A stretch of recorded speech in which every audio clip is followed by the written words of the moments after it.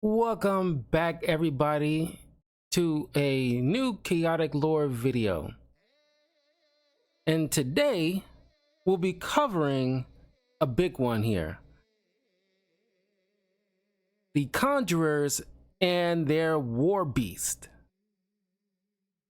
Before I continue, please do me a huge favor. If you're enjoying this content, please leave a like and subscribe. Follow me in the links in the description below, such as my YouTube channel, youtube.com/talkativecarl, Twitch channel as I go live playing various games like Black Myth Wukong and Ace Attorney, twitch.tv/talkativecarl, my Patreon, my Twitter, and Instagram, and check out my TikTok as well.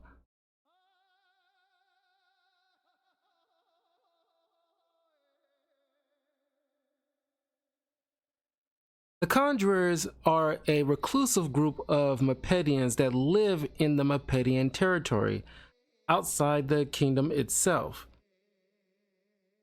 These specific Mepedians live in the catacombs of the Conjurers. That way, not only the Conjurers can live in peace, but can also practice the rituals without concern.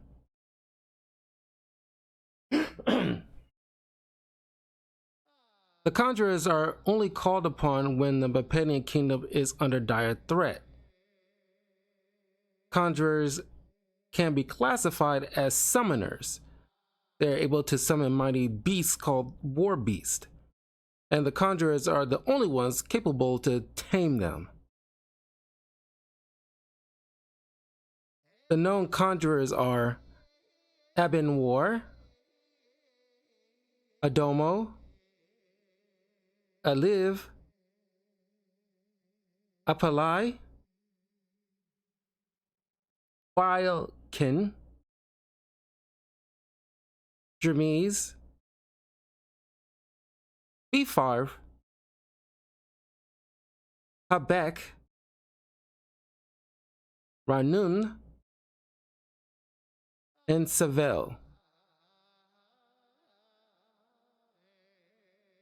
The war beasts are wild creatures created by musical energies in the four elements: air, earth, fire, and water.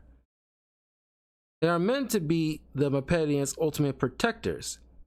The drawback, however, is they're too reckless to be controlled except by a conjurer. War beasts are reminiscent to kaijus like Godzilla and King Kong, because how the war beasts are created, they're one of the most powerful beings in Param.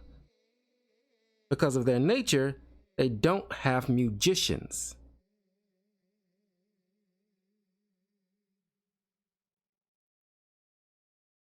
The known war beasts are Blasvitan, Calirion, Titanex, Glost, Kahor, Eri, Gafet Ra, Uberon, Gentenai, Ixik, and Ninran.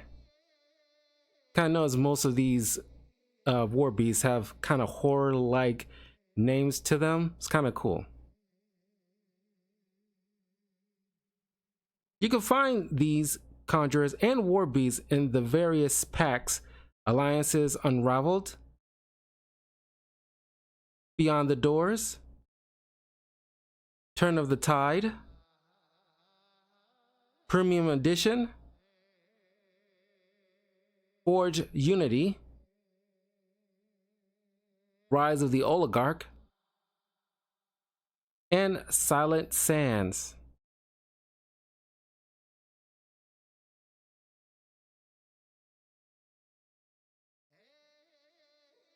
A long time ago, the first Conjurers emerged. They loved their home and people so much they wanted the ultimate protection from any possible threat. So by drawing on the four elements and musical energies, they summoned powerful creatures called war beasts. Their power was indeed immense, but they were also mindless, reckless animals, too unruly to follow anyone's orders besides their masters, the conjurers. Unfortunately, at the time, the Mepedian royals feared the power of the war beast, and by extension, the conjurers. The conjurers were the only ones the beast will listen to, and fearing a possible coup, the royals killed the conjurers. Over time, both conjurers and war beasts were forgotten.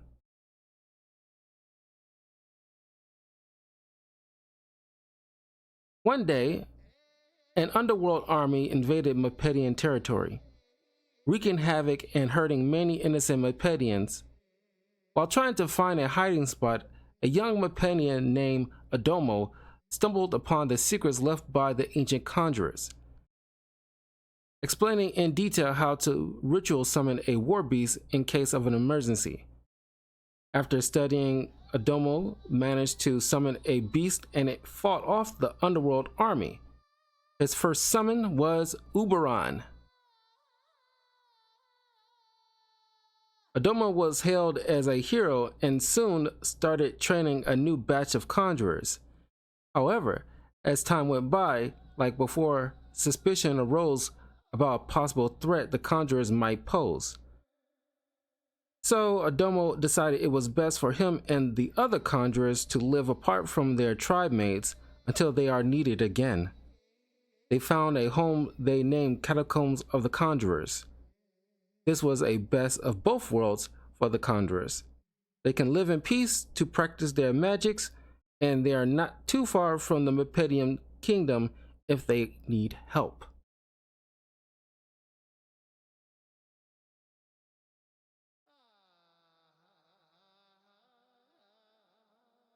The first time we learned about conjurers and war beasts was in Season 2, Episode 11, War Beast.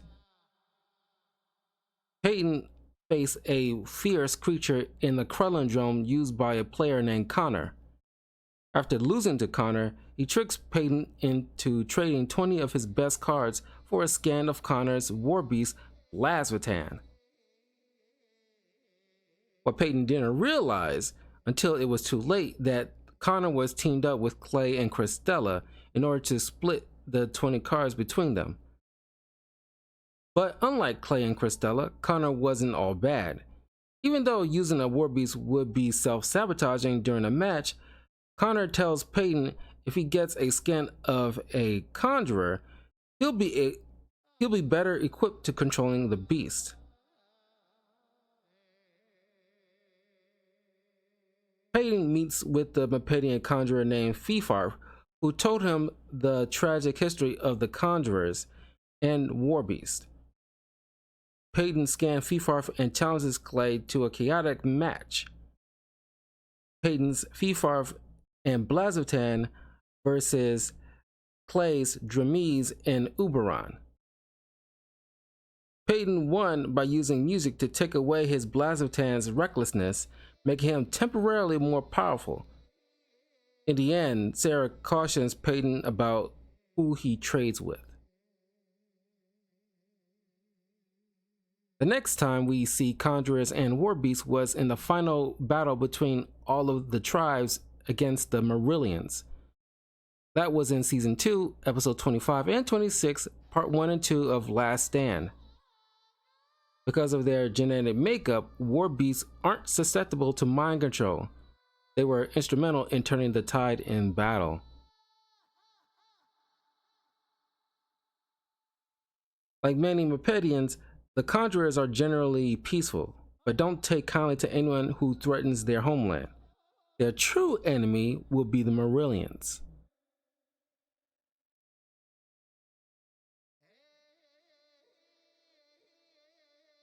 The conjurers and war beasts' favorite locations in general would be Mepedium Oasis, Initiative, Courage. Mepedian creatures deal an additional 10 damage on their first attack. Flavor text reads, "For those struggling to survive the Mepedian desert, this is a welcome sight. but it is what they can't see that will prove most dangerous. Mepedium Tropics, Initiative Courage. Mepedians have water and water +5. Flavor text reads, though widely dismissed as anomalies, the first minuscule desert patches were signs that paradise was not forever. And Raupashak, the ocean with no water. Initiative Fire. Air and earth attacks deal an additional 5 damage. When a water attack is played, that attack's controller turns the top card of their location deck face up. This becomes the active location. Mirage. At the end of combat, engaged creatures gain a music counter. Favorite battle gears would be Ravita Flower. Cook creature gains 5 energy. Sacrifice Ravita Flower, target conjurer gains 20 counters. Warbeast Power Leash. Quick creature gains 5 energy. If a quick creature is a Warbeast, it gains Recklessness 5, gains 5 energy for each conjurer you control, and deals an additional 5 damage with attacks. And Wind Whip. If a quick creature is Mepedian, it gains elemental type air. If a quick creature is a conjurer, Warbeasts you control gain Recklessness 5.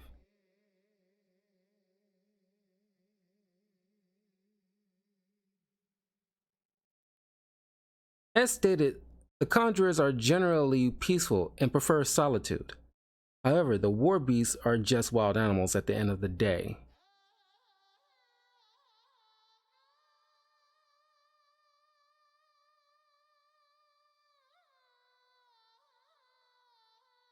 Abenoir, Mepedian Conjurer.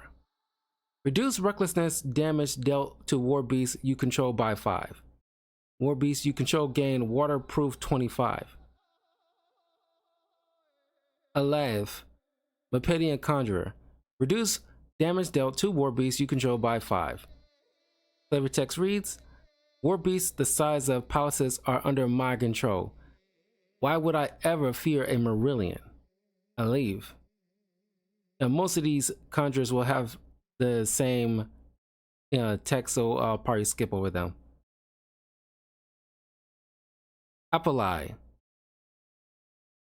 Reduce recklessness damage dealt to warbeasts you control by 10 for each counter, Mepedian counter on Apolai. When a warbeast you control becomes the target of a music or ability your opponent controls, Apolai gains a counter. Biclin. Reduce recklessness damage dealt to warbeasts you control by an additional 10 until end of the turn. Dremies. If Dremies has no music counter, sacrifice it. Flavor text reads, stop this madness. Haven't you learned from your mistakes? Subcheck. Thifarth. Thifarth may not be the target of music or abilities. Flavor text reads, our so-called leaders have failed us. Now we must control our own destiny. Thifarth. Popek. Reduce recklessness damage to warbeasts you control by 10 for each elemental type that warbeast has. Flavor text reads, Popek has always claimed that the elements themselves can be stabilizing influence on a conjured warbeast. Ranun. Use music counter, heal 10 damage to target creature. Flavor text reads, I will not rest until both Maxor and Kaor pay for their treachery. Savell.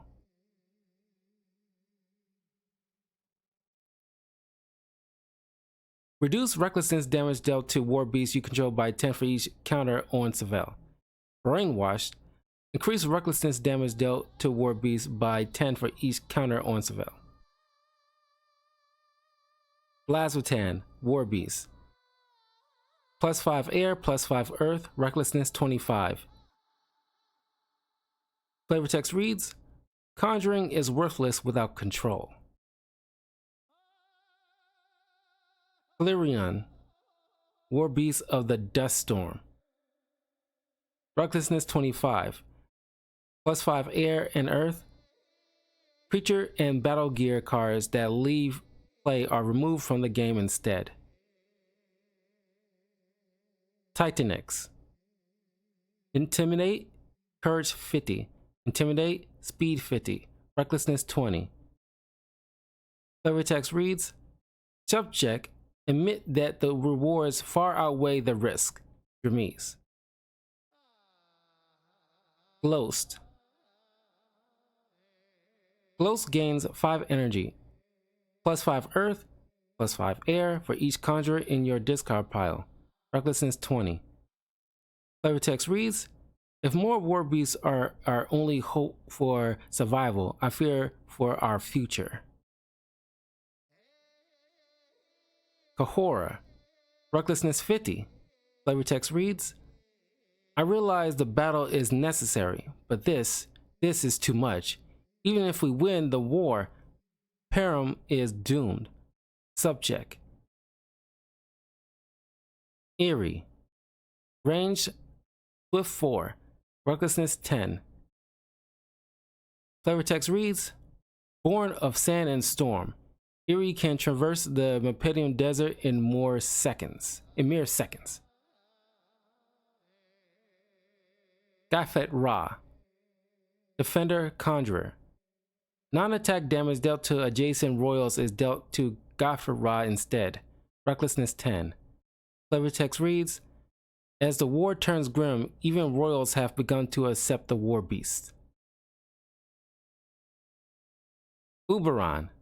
Fireproof 10, waterproof 10, recklessness 15.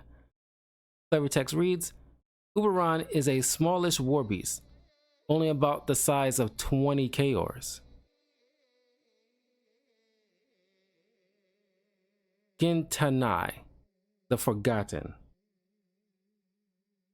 When Gintanai wins combat, sacrifice another creature. If you cannot, destroy Gintanai. +10 air, +10 earth. Ixik. Past Mepedium Warbeast. Other creatures you control have 10 less energy. Flavor text reads, at one time, war beasts roamed wild and deserts were jungles. And finally, Nirin. Range Swift 1, Recklessness 25. Flavor text reads, made of lightning and just as quick. And that was the Conjurers and the War Beast. So leave a comment below. Let me know what you guys think of the Conjurers and the War Beast. Do you have them in your decks? How good they are? All that stuff. Now, I just want to inform you guys that it's approaching the fall season, so I'll be putting Chaotic Lore videos on hiatus. So it's been an eventful year posting these lore videos. They've been fun. Stay tuned for next year while I get like a good list prepared for the following year when I get back, probably the first week of February, but don't quote me on that. But yeah, it's been like a fun year for Chaotic Lore videos. Let me know which video was your favorite, and I'll see you guys next time for more reviews, because like I said, Halloween season, Thanksgiving, and Christmas season's coming up, so I'll be getting more prepared for those movie reviews for that particular season. So look forward to that on my YouTube channel, or you can catch me live on Twitch as I talk about it live, and you can interact with me through those means if you want to chat about and give your thoughts on them. And yeah, that's a bit of the information I have for you guys. But yeah, it's been fun, great year for Chaotic Lore, and I'll see you guys more down the line. Take care and have a happy, safe holiday.